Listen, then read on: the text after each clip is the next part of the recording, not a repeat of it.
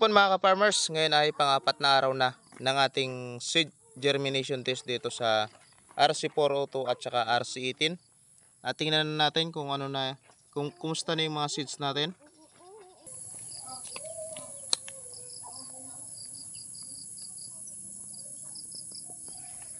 Ito na yung ating RC402.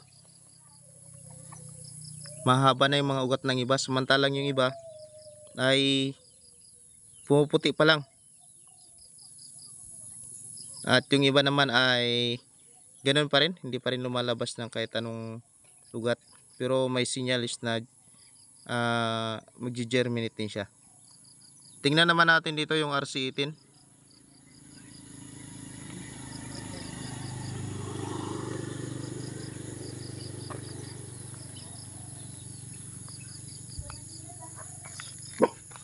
Ganon din yung RC18. Nag-germinate na rin.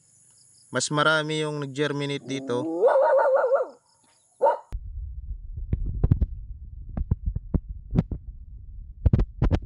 At mayroon ding iba na hindi pa nag-germinate. Ano kaya sa palagay ninyo bakit hindi pa tumutubo at hindi sila sabay-sabay tumubo?